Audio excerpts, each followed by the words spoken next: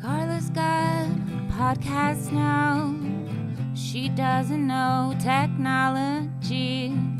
Larry's pushing buttons and recording things for you to see every week. She'll be asking guest questions, she'll be saying a lot, she'll be wondering about the world. It's time now for Carla V Thinks Out Loud.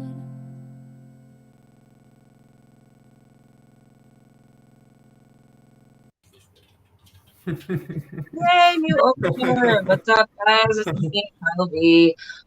We are back for episode 24. Almost didn't happen, but Larry, our tech man, he put it together, and we have Chuck Parker today. Yay! Up, Chuck. Explain why we're doing remote. Yeah, thanks for having me. Yeah. So it is the things are shutting down again and all that fun times. But my dad, I was around him, and he has COVID.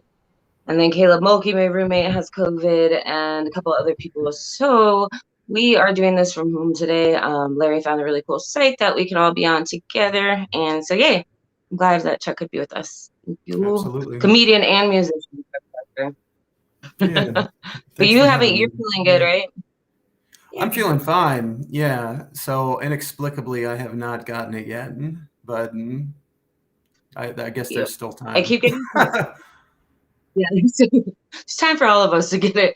Yeah, I need to go get tested tomorrow. I keep going, but then like more people like get COVID around me. So I don't know. I just keep going back.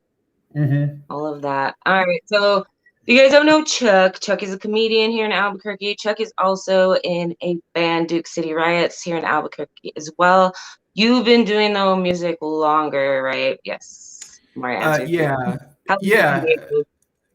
I've been doing music since I was 17, or I've been playing in bands since I was 17. But yeah, I've only been doing comedy since 2020. So.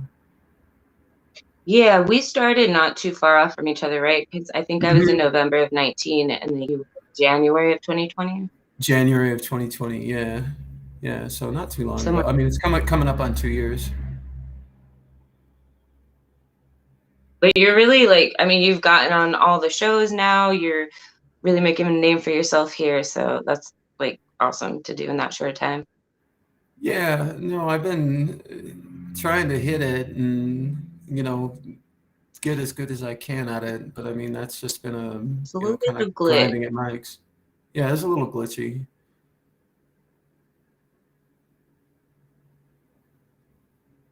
We shall keep going. I don't know what Larry's saying. There's also a chat.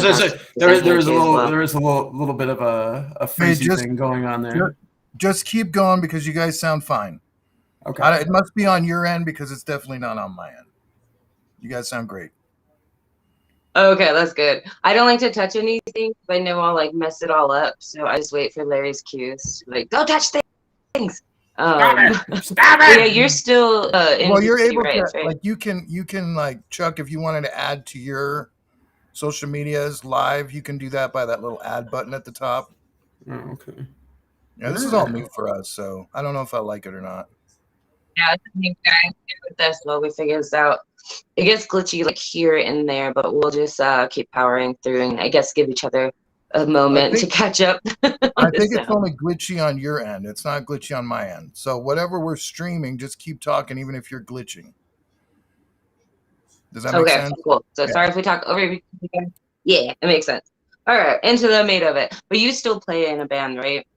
Yeah, no, we've been recording a record for like the past 4 years that we're trying to get money to actually finish. So, but no, I still play with the Riots. So we just haven't had shows because of the plague. So for sure, yeah, that'll put a damper on some things. You play what do you play? City Riots for the viewers who don't know. I'm the lead singer and bass player. And what would you like describe your guys' music as? It's punk mixed with country and some other stuff, I guess. So it's kind of like has a twang to it. So rockabilly rock, but I mean, there's always sort of an underlying punk aggression, I guess. Would be the best way. That underlying. Yeah. Can't lose it.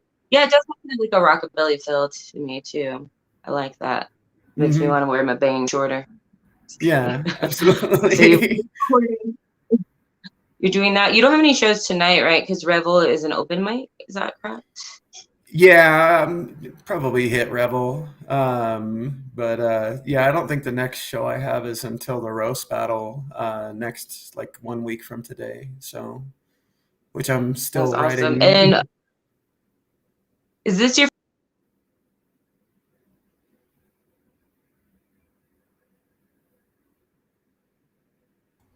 Yeah, I think she froze up for some reason. You back, Carla? There we go. Yeah, I'm back. Roast battle. Chuck back. Are you anywhere? Are you? We should have talked about this before we went live, but are you anywhere near your Wi-Fi box, or is it in another room through layers of rooms? Who, me? Yeah, you. Oh, Troy doesn't even have Wi-Fi here. I'm like have like unlimited whateverness. Okay. So it should be working. Cool. I was just asking. All right. I have all my bars. I'm all barred up. Bars. But you haven't? Have you roast battled before? Yeah, I did the last one. So I had Kendra as my opponent for that one. I didn't make it to that one. How did that one go? It was good. She was tough, but I wound up pulling it out. So yeah, she was really good. She is. She's really good.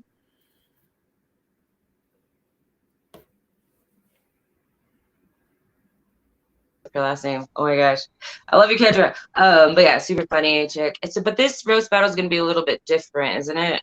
Yeah, it's gonna be brackets, and there's a cash prize. So once again, I'm in a situation where I desperately need the money. So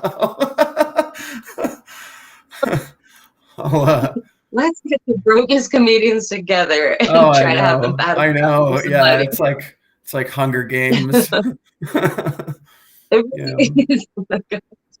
That's what I'm kind of. I mean, the money would be cool, but I'm a little scared of the roast battles. Like, not afraid that I'll be like made fun of, but I'm just afraid that like I'll cut too deep, or that I'm just like too nice. Yeah, I think that's always my concern is that it's like it's not a muscle that I usually use, and I'm usually not like intentionally mean to people.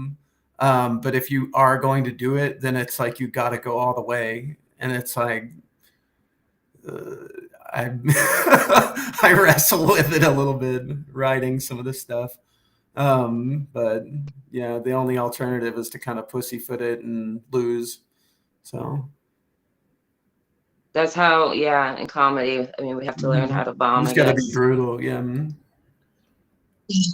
Do you have people that like? I mean, I'm sure you look up to people, but are there specific like comedians that you've looked up to for a long time, just doing their thing in the world? Like nationally or here? Both.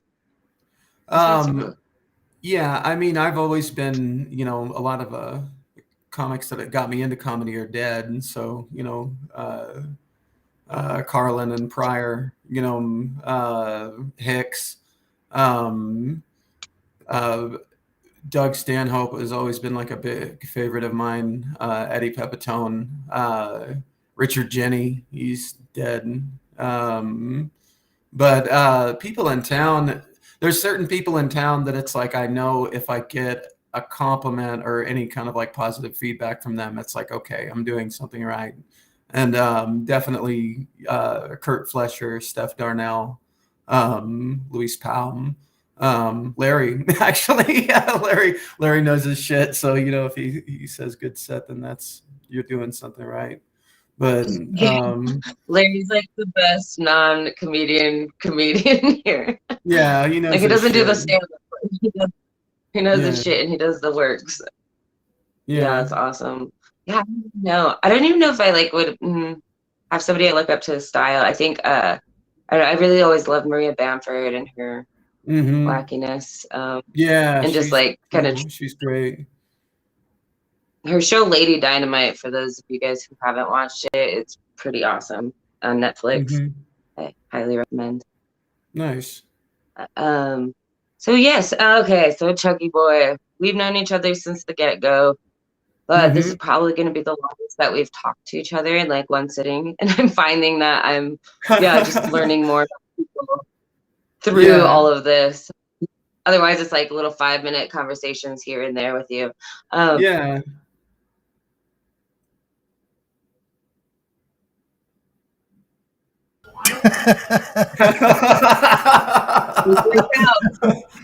No. I think when Larry comes in and out, it weirdly like brings back the feed or something. Yeah. Now I see you fine. But you're from where? I'm from where? I was born in LA and then moved here when I was 8 for a few years, and then lived in Dallas for like 25 years. And then I've lived here for like 12 years. So that's a roundabout way of saying I lived in the Southwest pretty much forever. Technically Mexico. Yeah. You don't seem like a Dallas person to me, but I guess I haven't spent much time in Dallas to know. Yeah, I'm not very much. I didn't very much like it.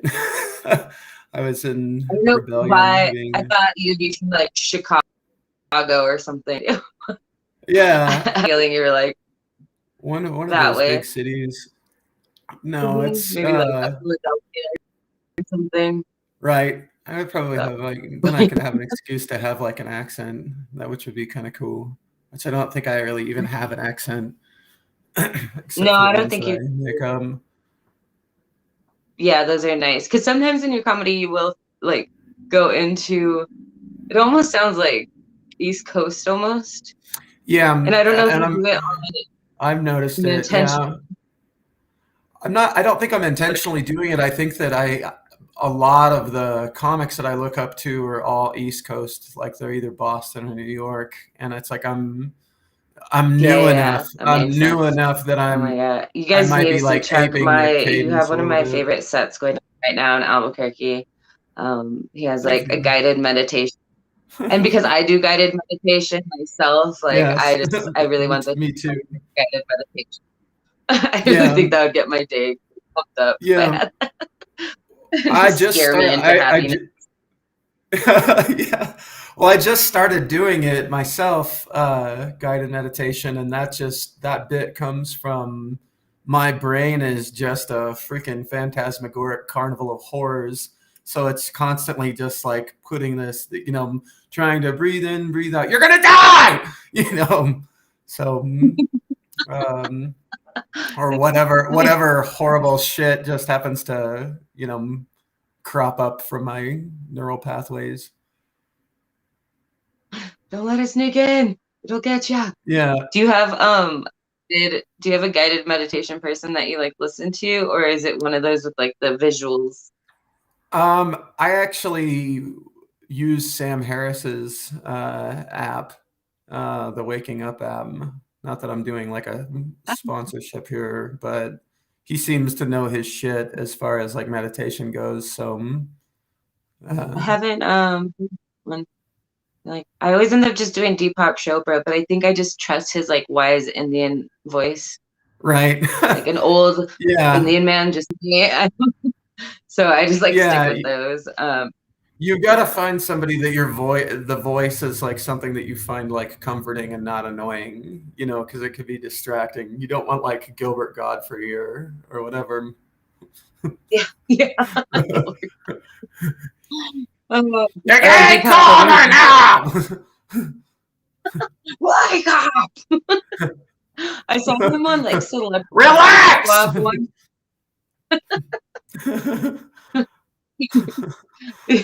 My Celebrity Wife Swap. He is wild, even in his own life.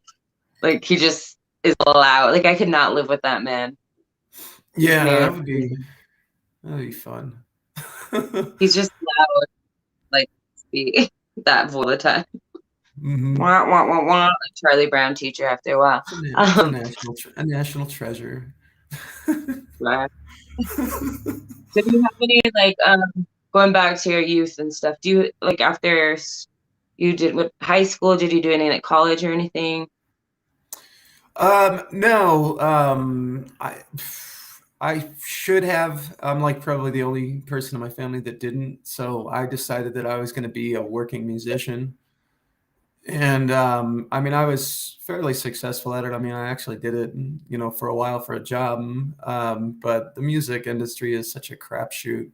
I mean, it's kind of amazing that I made it as far as I did.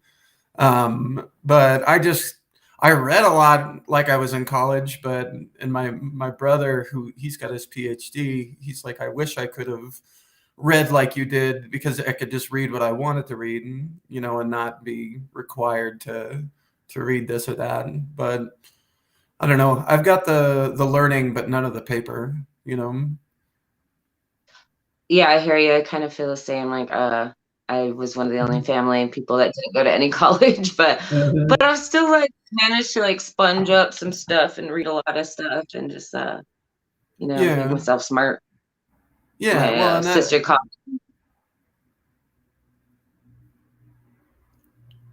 Nothing. No, I didn't. You froze up for a little bit, so I didn't hear that last part. Go ahead. I wasn't saying. No, I think that. No, you're. If I wish I could smell it. No, I think that doing that, I was like, for a while, I was like, why the fuck have I read all this shit? And it's like, oh, okay, I can actually put this into bits. There's a lot of like stuff with comedy you can do if you, I don't know, have watched more than reality television, I guess. Yeah. Some of that stuff will teach you things. I just like watch a lot of documentaries and things. Me too. I was watching the one on a Hulu about like how messed up. I was like, oh yeah, I lived this. This was a little messed up. Yeah. Just seeing things. Yeah, absolutely. Makes people now he's like, we thought it should be perfect by now. Like, we've had a lot of issues for a long time.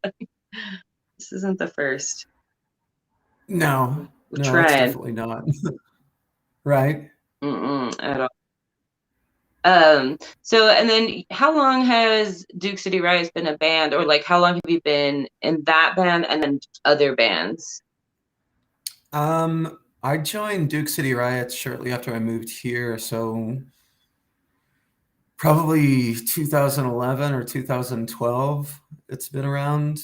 And then I was in another band before that for 10 plus years, called Deaf Pedestrians, and that band actually got signed to Virgin Records for a little bit, and then just kind of went through the whole label milieu of just getting shelved and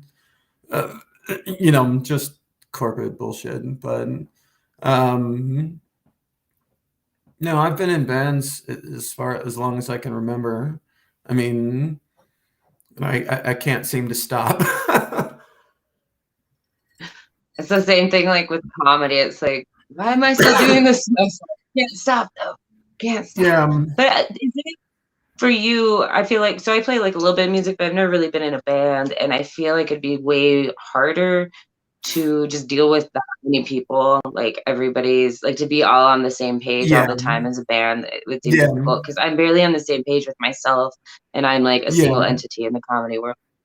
Yeah, it's definitely easier as a comic because you only have yourself to answer to, and you don't have to carry around any shit. And yeah, I mean, you can pretty much just do what you want. But being in a band is cool. But yeah, it is dealing with a lot more extra people, and then on top of that, if you have roadies or whatever, it's just like winds up being such a big production. Just hauling drums is that's a freaking pain in the ass. So, but it's still fun. I mean, it's just a lot easier to go on the road as a comedian because it's like you need a car and yourself, and that's it. So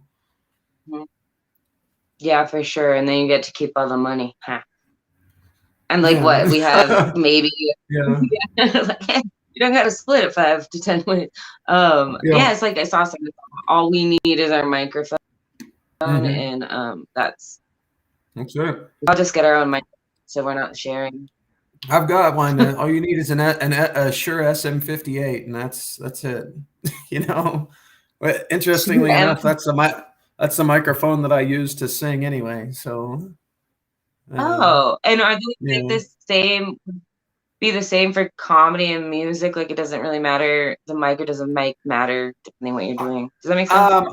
I think just generally an SM58 is going to be like what you would use. It's like the standard for a comedy club, and it's also like just the standard for vocals. I mean, it's just it's a standard for everything. Versatile mic. It's a versatile mic. Yeah, standard for everything. For Larry to chime in because I was like, I know Larry knows about these mics. Yeah. He's like, it's just everything. It's not particular. Yeah, but yeah. They're really affordable mic. They're about $100. You can buy them. And they're it's just a great fucking mic. And if you're a comedian, I don't know why I'm lighting. So this looks like a cigarette, but it's just a one hitter, and I'm lighting it as if I'm lighting a cigarette, like cupping it like there's wind in my room. Like what? No, but that mic is really good. If you're a stand-up comedian, you should definitely get your own mic, especially in the COVID days. Well, sometimes they don't have one. Yeah, and some people don't even have. How much does a mic like that run though? Generally, $100. Yeah, they're $100. That's not bad at all.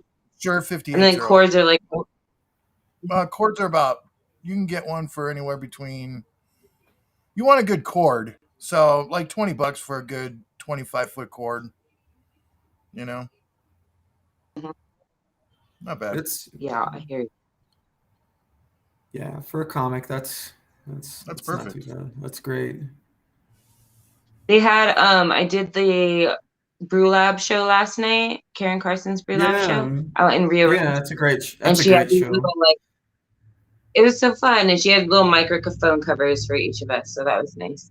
But yeah, that was a really good show. AJ did great. It was a lot of fun in between the two of them, and then we had Jerry Carnes from El Paso, and he did a really good set. I think he did about 30 minutes, maybe.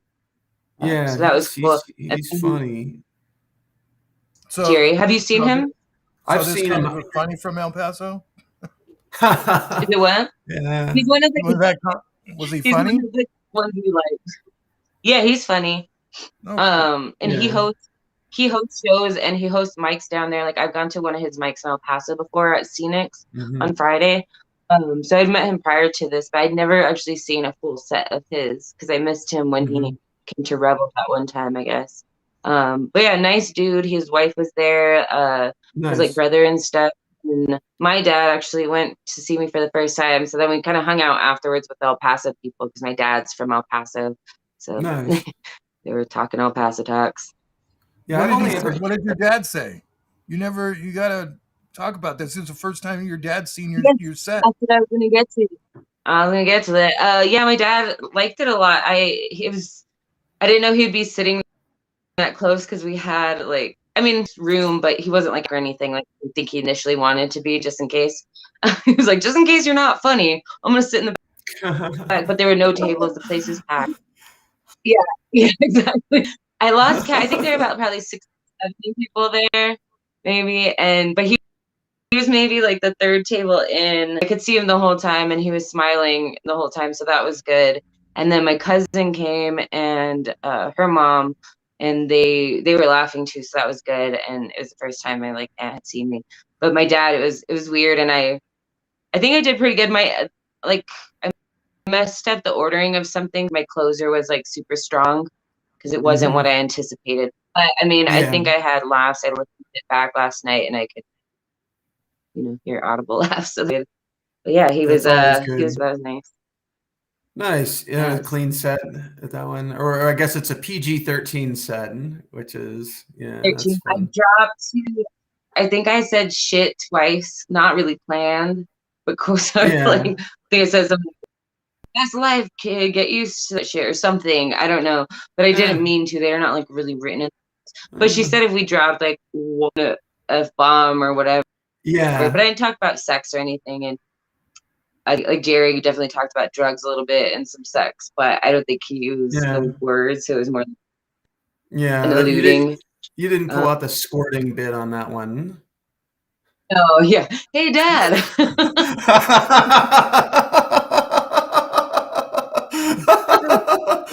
Dude, that would be a nightmare. Like, oh my god, I couldn't even imagine. A nightmare. About how do my joke about how I think my mom's hot. That'll work real well. Oh, that's fun. But I told him, because he had just a lot of fun at the show in general and just like watching and like hanging out afterwards. And I told him if he ever wants to come watch again, like let me know, and I don't mind doing a clean set if he's gonna be there, you know. Yeah. So yeah, now that I think he knows, he might come out and see comedy, which is cool. Very nice. Really nice. I like this thing right now where I think I did my eyebrows wrong, but also I think the time I did Botox for my migraines, and I think one of them ended up like higher than the other, so I just like just angle your head. Is that what your eyes have been diverting to this whole time? I'm wondering what the hell you're looking at. Is this working? There you go. Yeah. That's perfect. That's perfect. We should never put a camera in your face with a monitor, Carla.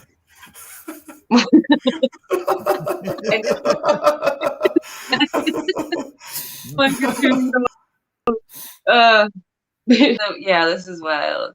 This is why boys, I'm just gonna stop wearing makeup from now on, and stop. Maybe shouldn't get Botox, or maybe if I get Botox, I shouldn't like lean on my forehead the day after. They tell you that you get Botox, and they're like, don't sleep on your forehead. Yeah, they get it every 3 months. I get for migraines. They just like shoot the back of my neck and all up like behind my ears, the top of my head, and then all of my forehead. But they say like in the 24 hours, you got to make sure you're like keeping your head right, because if not, then you get like crooked eye. I don't even know, man.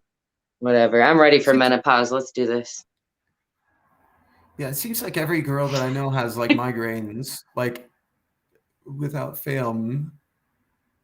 Or it's their thyroid. Or it's their thyroid. Oh, fuck you. Yeah. Or the thyroid, thyroid issues. I had a friend who was born without a thyroid, and I'm like, I didn't even know that was possible. They have to take meds every day so that they don't die, basically. Do you have any weird health issues? Not that I'm aware of, because I don't go to the doctor. That's really smart. Yeah. What I don't know can't. Yeah, it's like the mechanic. Like it's like taking your truck to the mechanic. It's like, I don't really want the whole diagnostics. Just do the tires, please. You know.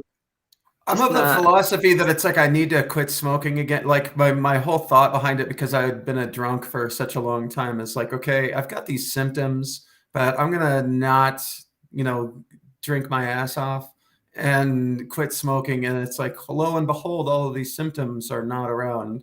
So it's like I'll give myself what I was trying to do is like give myself a good 6 months of off the booze and off the smokes, and it's like, okay, let's go in now. And okay, what's wrong with me?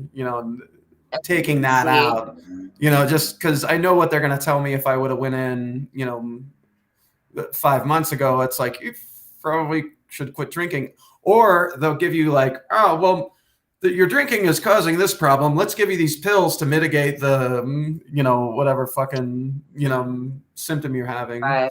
So it's like layering the bullshit on top. Yeah. So I try to not have prescriptions. I probably should be on like 9 different psych meds, but I'm on nothing. So you're better off figuring it on your own. I was on psych meds for like 15 years, just off and on, and they kept like thinking like, oh, it's this, maybe you're bipolar, maybe you're this. So I've taken like everything from Zoloft to lithium to like everything, because they were just throwing it, and it turns out like I have neurological issues, more of like brain scarring and things. It's not actual like a mental illness exactly. So but they just masking with stuff. And to be fair, at that time too, I was like drinking a lot, like heavily as well. And I was not I was kind of abusing the opioids and sort of, just making myself sicker in a way. So now that, I mean, I casually drink. Some nights I don't even drink anything. But like now it's a little bit better. Even like acid reflux, right? Acid reflux used to be so bad. I'm like, maybe you should stop. Like, maybe you should just soda and beer and you'll be better. It helps. No, I had terrible acid reflux, and it's like, well, you fucking drink like a fucking fish and smoke fucking 3 packs of cigarettes and a day, so that'll do it. But no, okay. Oh, there you go. Do you mind talking about that though? I mean, you brought it up a little bit, but like, because right now you are not drinking great. No, I've got like, barring 1 week, I've got 5 months. So I had like a little drag my feet on the ground around Thanksgiving, but other than that, it's been about 5 months. It's the holidays, and you've been doing really well other than that. So like, good on you, man. Dude, you're almost at half a year. That's awesome. Yeah, well, it's fairly easy because like the last time it's sort of like a fucking watching a terrible show and then like going away from it and then like just going right back where you started, and it's like, you go back to the next episode on the last time on Chuck's alcoholism, fucking it's the same, just fucking terrible misery and fucking self-loathing. So the self-loathing is a big part of the alcoholism. I think it's like that drinking. It was the drinking alone at home for me when I had like my issues that became the saddest. It was like I didn't even want to know any longer like socialize. It was like, I can get as drunk at home. It was never in my head like, oh, I'm gonna go socialize and see people, and that's good. In my head, I was like, I'm gonna get drunk tonight. And just do that at home, and then they became 12 packs. Mostly what I did. Became a box of wine, because you always start out like at a certain amount, and they're like, this time I'll just buy a little more for tomorrow, and then that. That's the logic. It's like, I keep going to the store to get this booze, and it's like, should I be driving to go get more booze? Maybe I should just get a fucking half gallon of fucking vodka, and we'll, I mean, I'm surely not going to drink it all, really, really quick. This will last. 48 hours later. Oh my gosh. There were a couple of times where I didn't want to go drive or whatever, so I was doing the responsible thing, but then I ended up drinking some like expensive whiskey that my at the time boyfriend had, and like these really fancy decanters and things. I was like, I'm just gonna take a bit off the top, and then by the time he got back from his tour, like with his band, I had like drank a lot of his stuff, replaced some bottles. Sorry, dude. Not good. I've done it. Yeah. Hey, you're saving a lot of money too. Yeah, and it's like I'm having comedy to focus on has like kind of like made that an easier fucking decision, because it's like I'm better sober than I am drunk. I mean, I can do it drunk, but it's just not as the timing is off. But is it difficult though? I mean, imagine it probably is to go from going out and doing comedy and drinking sometimes, and then just like stopping that aspect of it. Was that hard? It doesn't bother me that much, and actually, because I did drink alone more than anything, it doesn't bother me that much. I mean, because I'm like in a bar pretty much every night, and like what actually makes me not want to drink is being around people, like especially at the end of the night when you see like the progression and people just get loud and obnoxious and their breath smells, you know, and they're like holding you close, you know, I love you, man, I love you, you know, or, you know, it makes it not so hard. When I actually, it's I don't get tempted to drink unless if I'm sitting at home and depressed, or like I have something emotionally weird happen and I'm alone. That's like when I could go get like fucking booze and nobody would know. And that's the other thing is that I've got like people that know what I'm trying to do. So it's like I'm less inclined to drink in front of people that know what I'm trying to do. So, which is not. keeps you accountable. Keeps you like accountable. Yeah, that is true. Going out and not that anybody would stop me, you know. I mean, they would just be like, "Hey, man, are you sure you want to do that?" And I'd be like, "Yes, I am." But can we still? Can we have an intervention for you at the garage if you fall off the wagon? You can if you want. I'm fine with it. I don't think worst. It would be the worst. Everybody's all fucked up. We need to smoke the fucking, you know, 7 blunts and, you know, before we go in there. Sure. I just want you to know, said something that was very hurtful to me the last time you were drunk. Was it you? No, maybe it wasn't. Were you there that night? When? No, general. Everybody's like, you were there that night, right? Like, no, just nobody remembers because we were. Yeah. I got a question for you, Chuck. Sure. At your highest point of, would you call yourself an alcoholic? Like alcoholism? Oh yeah, yeah, like a professional.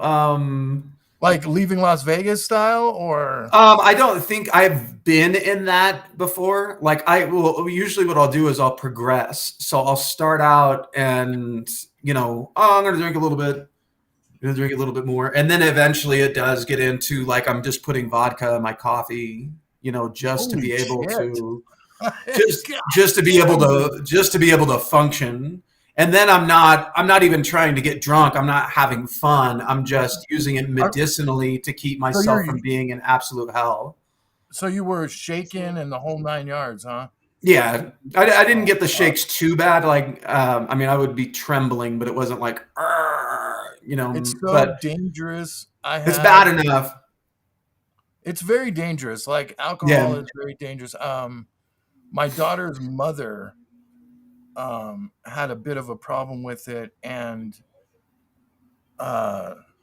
didn't go out. She should have gotten hospitalized and all that stuff, and it ended up killing her. Like, so yeah. You know, I get the whole shaking and all that stuff, and I mean, Jesus Christ, dude. Yeah. Yeah, well, and I've been doing it for 20 years, so I mean, it's like I know that I've put a lot of mileage on the freaking body, so it's like I could easily. What was your main thing of drinking? What was the main thing you liked? Beer, vodka. I don't know, Chuck.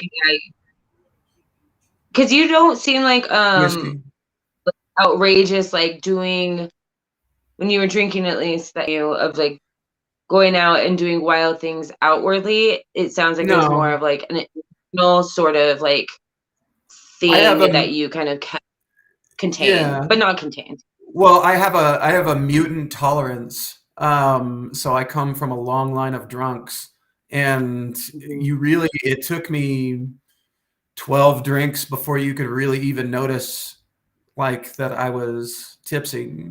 So, I mean, I was drunk, but I just am so used to being that way. You know, I mean, I was a professional. Yeah, 20 years. You had your 10,000 hours at that point. Yeah, that's how Larry was talking about the shakes and stuff, and I think that's like why I can't do the like drink alone, whatever, because I thought, or even specifically my nephew's birthday, it was like maybe his 3rd birthday in like 2013 or something. Yeah, it must have been. And that's the year I kind of like quit the pills and everything. And I tried to like go cold, like I tried to cold turkey everything, and it's rough. I made it. I made it to his birthday for like maybe so sick, started shaking, like had to go to like the guest room of the house, then got home. I was just sick for days. I was like, that's probably dangerous, popping all like the opiate pills and all the drinking. And then, you know, here and there I kind of drank again, but the pills stopped. And then I went, 2014, I didn't drink, nothing, wasn't even taking like Benadryl. Like I was just trying to be completely clean. I know I can do it, but again, yeah, it's like going back to that thing where you're like, I don't want to replay this again. Like I know what this like leads to, and that was it's scary. Yeah, eventually it just comes to the point where it's not fun anymore. You know, I mean, it's maybe like I maybe had the last time that I drank, I had fun for 2 hours, and then I continued on for a week, you know, of hell. So, you know, it's the fun part of it was very fleeting for me, but again, hey Chuck, did you taper off, or did you just, because you can't quit cold turkey when you're that deep? I quit cold turkey, but you know, I just was in misery for, you know, that's really dangerous, bro. I mean, yeah, I don't think that I was in the point. I don't think that I was in the point that I was going to have seizures or anything like that. Yeah, I mean, because I'm aware of the, yeah, and I would taper. I guess in the few days before, I would like tone it down, you know, so I wasn't going like balls to the wall. So I gave myself a few days of, okay, I'm going to be sick and it's going to suck, and I'm just going to drink just enough to not be in hell, you know, essentially. But but yeah, I just don't want to do that again. So it's it's an easy decision. But and now I'm trying to fix all the mental shit that, you know, kind of what I've been trying to pour booze on for the last 20 years.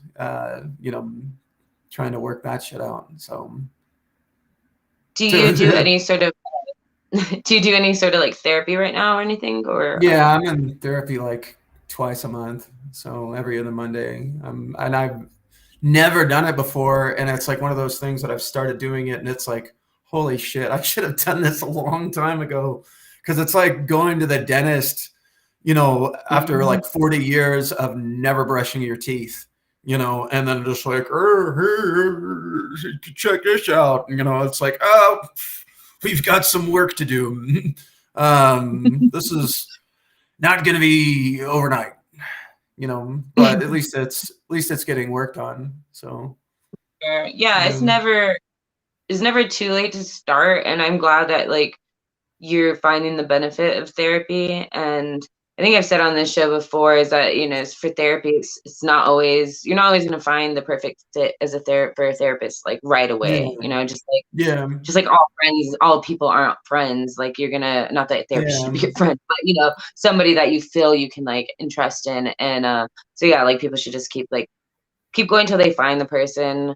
I'm like on my way. I sort of fired my therapist like 2 months ago. Yeah. Well, you got to find somebody that gets you, you know. And I was fortunate enough to find. I'm actually the therapist that I'm using right now. He's also my brother's therapist, and my brother's been seeing him for like 3 or 4 years, or I can't remember. But so he kind of already has like backstory on my childhood and parents and stuff like that. So kind of save some time. Yeah, that's actually pretty cool, and I bet he could probably help you guys better in that way, in a sense, knowing at least like the root, or like even if it came to family dynamics or whatever it might be. Like I think, he has a good hold on your family, not hold. yeah, well, I know what you mean. But no, it's been good. I mean, I don't know. I'm trying to do that. Well, in addition to that, it's like I've been reading a lot on, you know, how trauma works, and stimulates certain parts of your brain to create these sort of fight or flight responses, and the anxiety attacks, and just irrational, crazy thoughts. So I'm trying to figure it the fuck out, because I know that I'm always going to be kind of crazy, but I would at least like to have a certain amount of handle on it, to where I'm not fucking miserable all the time. Oh, yeah, everybody should have a little bit of crazy. That makes the world interesting. Yeah. Bit of their own brand of uniqueness in that way. You don't want to lose all of that, but yeah, I don't think that's possible. I think there's always going to be a little bit of rage. I mean, there's always going to be a little bit of crazy, but if I could have some, moments of like happy normalcy, that wouldn't be a bad thing. Yeah. And hey, word has it, no, and it's true. But for years, I felt like comedians, like famous comedians, you'd hear them talk and, podcasts, and they were like, I was afraid of therapy because I thought it would take away like my edge or what made me funny, or whatever that might be. But with this whole new wave of like comedians having grown up in therapy and, doing the right stuff, like everybody's still funny. So yeah. If anything, it gives them a better insight to that stuff to be able to write about it, I think. Yeah, that's a lot of what my writing has been lately, is just kind of this whole process of doing, reading on that stuff and dealing with it. So yeah, mental illness is like kind of it's a big part of what I've been writing on lately. So, because that's what you do, it's like, well, what do you write about? You write about what you experience, and yeah. That's what you're going through now. And I always think about it like, now that I've been doing comedy like 2 years, I noticed that I've gone through phases where there's like maybe 5 to 10 minutes that I'm trying to work out about something. And I'm just like I think I'm stuck on that subject, but then lo and behold, it kind of changes to a different subject. So like you're working out. Yeah. So I think of it as like working out segments for like a longer hour or something, just in chunks. And it just happens to be when you're going through a specific thing in life, you're going to be writing about it. Yeah, no, absolutely. And yeah, you'll find a synergy between, where it's able to flow. You'll find out where it's able to fit. And yeah, I can relate to starting something that I think is about one subject, and then it winds up becoming about something else. But you just kind of let that happen. I mean, it's usually it's becomes so much better, because it's like, wow, this is like a way better angle than I had originally, come at it with. So, I mean, it all works out for the better. But I always like the little like nuggets that I leave for myself, like in the past, that I forget. Like, every one sentence, I'm like, this doesn't fit anyway. And then 6 months later, I'm like, oh my gosh, it fits now. I can use this. Like, yes. There's a lot of stuff that I go through notebooks or whatever, or I'll look at old tape, and it's like, what the fuck was I doing there? And then it's like, I'll look at it like 6 months, down the line, and it's like, okay, I've got it for that. And, I mean, there's stuff I'm doing right now that it's like I did 7 months ago, and it's a new joke, but it's just better. I mean, it was just one little thing that had to get switched on it, to make it pop. Has to marinate a little bit. Yeah, but I've got so many things that it's nuggets. It's freaking just fucking.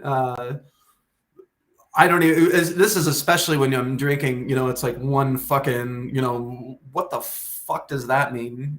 Just one tiny little phrase. Of fucking what appears to be gibberish, and sometimes I can make some sense of it, and sometimes I can't. But I'm sure it was brilliant. The stuff that I can't decipher, it's just lost in the ether forever. Yeah. Or it's just stupid. Or it's really. And you thought it was really awesome at the time, and then you look at it again, you're like, nah, this is from the light of day.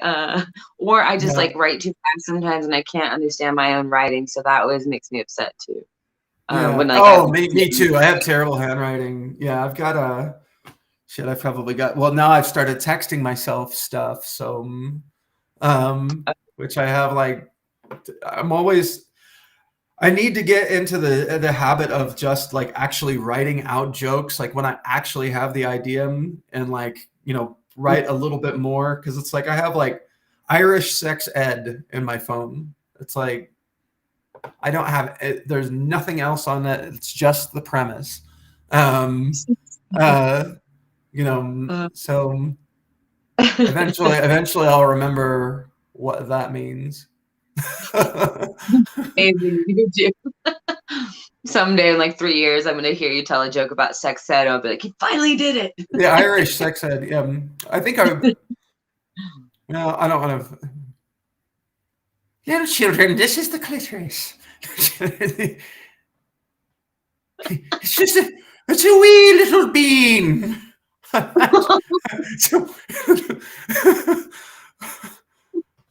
Something like that.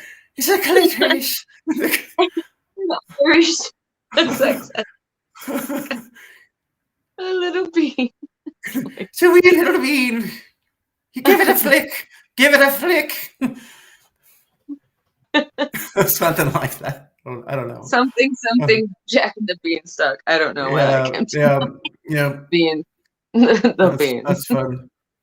That's fun. Do you feel you're pretty good at accents? Is that something that like you do often or think about doing? Like, or is it just something great? Well, I think I'm doing several characters a lot of the time because I'm doing like I'm doing like a character that's kind of like just what is my internal monologue when I'm going crazy. So it's just like rage.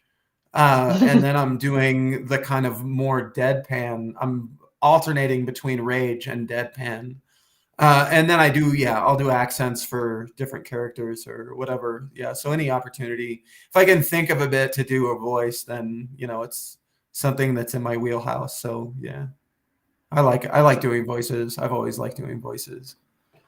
Yeah, you're good at those. And it lends for like sketches and stuff too, which is something that I know you like to do.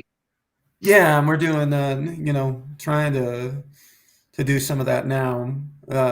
So we'll be seeing some sketch stuff from the Albuquerque comics, in the near future and, continuing on. I mean, there's a lot of talented people here and in Santa Fe that are good at it. So yeah, we've got some talent in this area. We need to do some more of those things. I want to go back real quick too. And you were talking about just like, your rage brain head, like that voice, and then the kind of deadpan, future watchers, whatever. If anybody has a chance to see Chuck, please do. And I think a lot of that, it comes from those using of different energies. Like you really keep the energy in the room because you can bring it up to this level and then bring it down. Everybody's right there with you. And it's, I think it's a great skill that you have, and when to like make it small and, yeah, I like it. Yeah, good job. Thank you. Yeah, it's fun. And you placed again last week, right? Yeah, I got second. I didn't have time to Rusty actually contacted me about being there like 2 hours before the show started, so I didn't have any chance to bring anybody. But the freaking competition is stiff. It's like the Steph got first, and he deserved it. He had a more consistent set, I think, than I did. And I had a really nice pop at the end of mine, but I think he was more consistent all throughout. So I think that's apt, the lineup. And if you're it was Steph got first, I got second, and Jess Wood got third. So if you're standing up there with Steph Darnell and Jess Wood, you're in good fucking company. Yeah, for sure. Yeah. Talent. Yeah, you are up there, and you definitely have that talent. And if people don't know what we're talking about, it's the first Fridays at Tractor Wells Park Brewery. Every first Friday, Rusty Rams, he puts on Rusty Rams. His rap this week was so great. went up and told him, and I was like, thanks for rhyming anus with famous. Like, I don't know, it made me really famous anus. Yeah. I'm really afraid to like push anything, get out of this because I can't find the thing. But I guess Tyler says yo. I don't know if you can see the comments. Yeah, that's out Hello, of the chat. Tyler. I can show each chat, so that's one of the comments. I feel like I'll like the chat. Okay, I can see all the things. We're learning, guys. It's fun. But so will that mean that you're back next month, Tractor? Yeah. Yeah, I'm gonna do it. And I'd actually planned on, I'd asked to be on it anyway. So I didn't expect to do it so early. So yeah, so I get to go and do it, and I don't have to go first. So that works out for me. And you've placed in the past too on those. I won first the first time I did it, and that was like back in October, I think. So. Mm-hmm. So I've won it before. I want to get, it's a bragging rights thing. It's not like they're, I did win 2 big bottles of liquor when I won it in October, and just promptly gave them away. I think you gave me your drink. The comedians get drink tickets at it, and I think you gave me your drink tickets last time. Yeah, I think I did. The last time, yeah. Tyler says y'all thinking out loud as fuck right now. I hate that. We are. We were playing like Tyler my drink tickets. We were playing once at Jared Ostrom's. We were playing Quiplash or whatever on that jackpot, whatever those games, the TV thing. Mm-hmm. I don't know. And everybody was like something. What's the worst name for like a morning TV show or something? And everybody put on their Carla Thinks Out Loud. I was like, I hate all of them. Oh, that's great. And it's just crazy. They all did that. I was like, I hate you. I think that's funny. That's a podcast. We did Quiplash for Funny Fiesta. We actually did people at the Box Theater, and gosh, I can't remember. I know it was Billy Joe. Sarah Kennedy hosted it, and I did it. I think AJ. Can't remember who else. There were a couple in town. Yeah, Billy Joe was here, and then there's some people like Portland. It was fun. Yeah, it was fun. Do you think you'll do Funny Fiesta this year, or are you gonna put in for that? I'm gonna enter into every comedy festival that I can this year. I mean, I'm gonna try and. How do you feel about having to pay an entry for it? It is what it is. I mean, that's what you got to do. That's what you got to do. Do you feel like because it's a different than just doing a regular show, and that you guys are doing more? Because to me, I guess I could see it being I guess you pay for the experience and the knowledge that you gain. Yeah, I mean, you're trying to raise your profile, I guess, and that's I want to, this is what I want to do. So, I mean, I'm going to try and be on the road and be doing this in some capacity for a living by the end of the year is what my goal is. So whether I reach that, we will see, but that is the plan. I don't know. You got Maybe just door dashing. You have the drive and the talent, and I think you care about the details as well. And you also you have a leg up too, because I'm sure you've done some touring with bands, right? So as far as just understanding that lifestyle. Yeah, I've been on the road before. I mean, I'm familiar with it, and just knowing what I know from bands, it's it's so cheaper and easier to do it as a comic. I mean, it is financially viable to do it as a comic. In a way that doing it as a band, you got to make so much more money. You can make not as much as a comic and kind of still make it work. But you still got to get that network set up. You still got to get booked in the clubs. You still got to, build a following and all of those things. It's a lot of work. But I don't know. What fuck else do I have to do, I know, it's what are you gonna if you can get to the end result you want, you're gonna put work into something either way, and might as well do something you love and you're passionate about. Yeah, exactly. I mean, this is something I've been able to sink my teeth into more than I can't remember anything like this. So, Yeah. Pardon me. So we will wrap you. Oh, Larry has a question. I like your little double L media little thing on there now, Larry, when it pops up. Sorry. Yeah, you can change your avatar. Sweet. What did you do before comedy? What were you doing before comedy?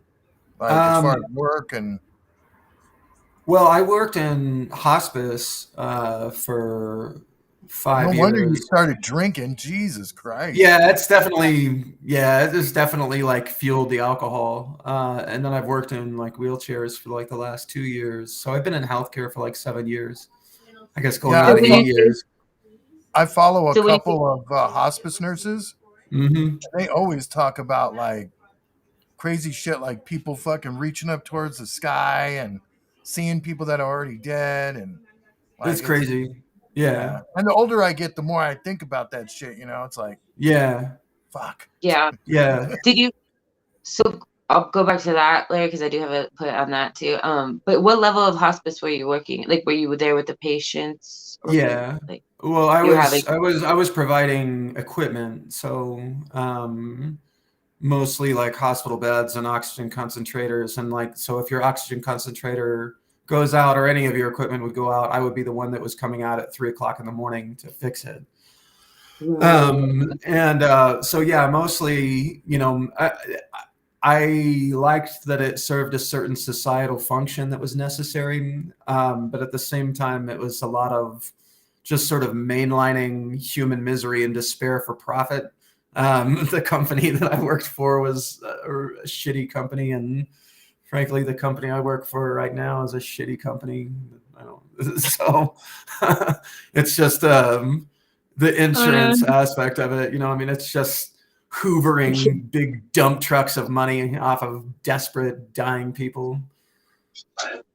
Yeah, it's a lot of money. That's like the healthcare industry is crazy. Like even the prescription drug companies to like, let's just capitalize on debt, please. Yeah, we're the only like big boy country that does that. We spend more on healthcare than for shitty results. But I don't know.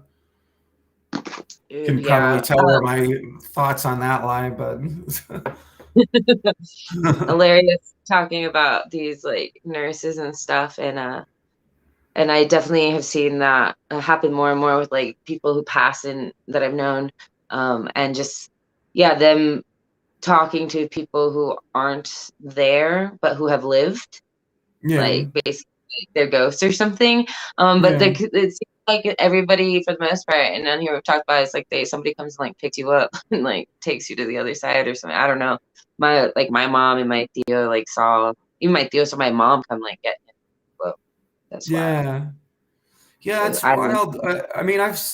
There's so much stuff like that I think that I wound up, and this is why I need to get out of healthcare, because I've become so desensitized.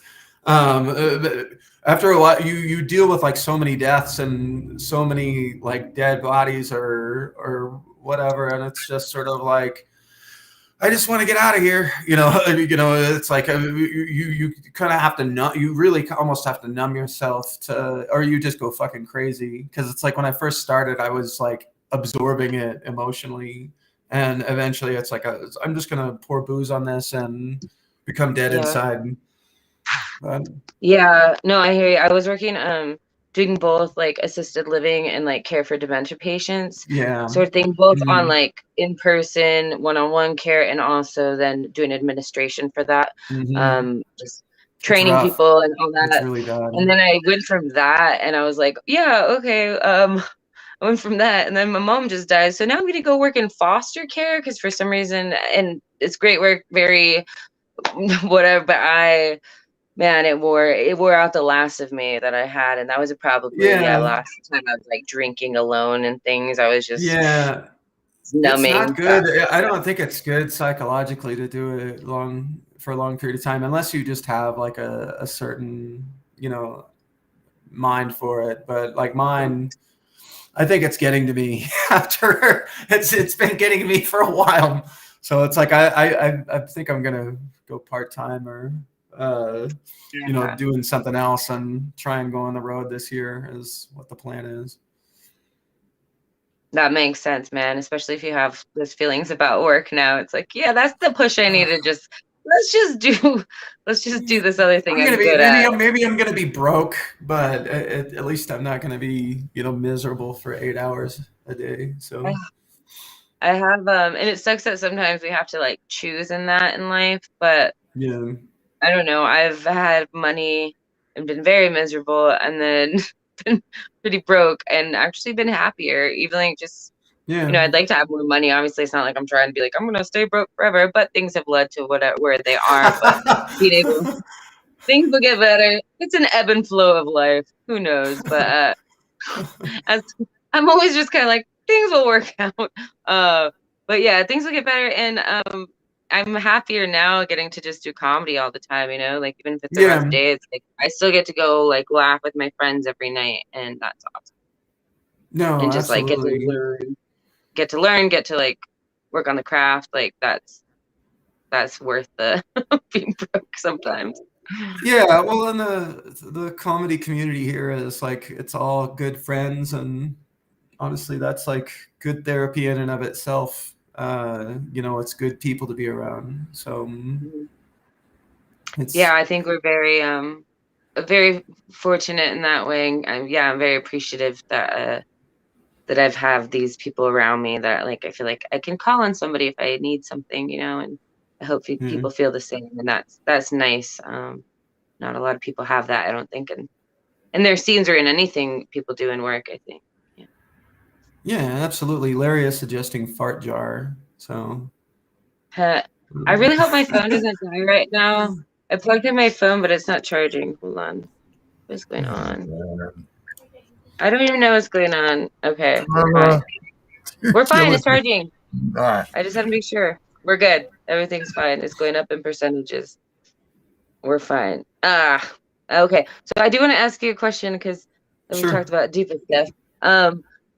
Just a fun one because I haven't asked people in a while. What do you have like a phobia, like a weird phobia or anything that you're afraid of?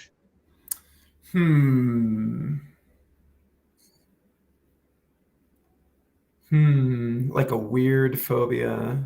It doesn't have to be weird, but it could even be something like you have an aversion to something. If a bug like lands on me, then I will do a bug dance. Like I'm not scared of the bug, but I will go, yeah. Like I actually will. Yeah. Like if a roach were to like the little skittery crawly things, if it went like crawled up my leg, then I would do a dance. And that's where I would do a dance too. I don't mind bugs, but when they come like on top of me, like again, I'm not scared. I have the logical thing in my head. It's just, yeah, I don't like crawly things.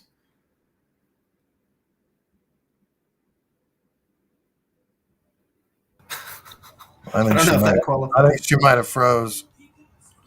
frozen. Anyway, fart jar, right? Well, no, she's supposed to talk about fart jar because she's seen some chick that like sold fart jars, and she made like $200K in a month, $150K. Yeah, dude. So, if you're a fucking hot chick, you can do all kinds of shit like that. Yeah. No, I don't know if she's coming back. Yeah. I wonder if her phone died or something. Yeah. Huh. All right. Well. Yep, she's gone. All right. Well, it's been a wonderful time. Yeah, it's been this COVID shit. I think sucks. Yeah, it does. It never ends. It never ends. Well, it's. Do you think they're going to lock us down again? I don't think that people will take it. I mean, like, it's.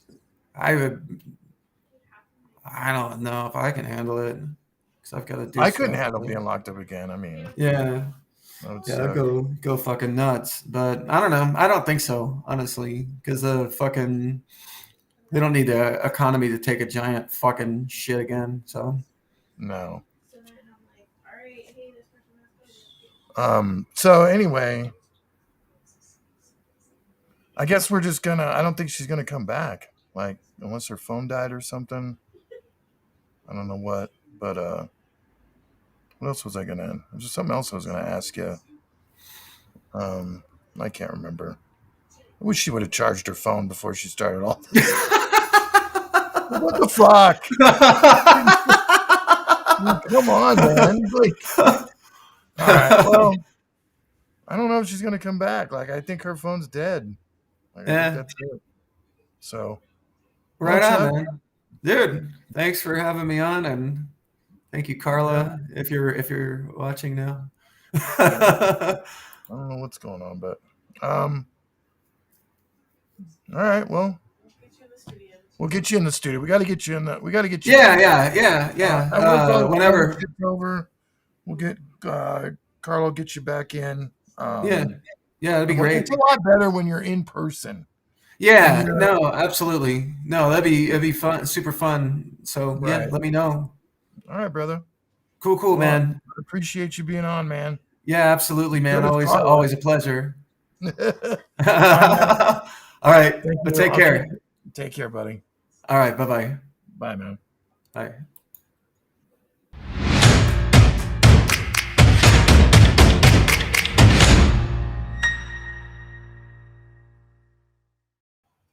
Don't get mad at Carla. Just move on. No need to hurry. Okay, boo.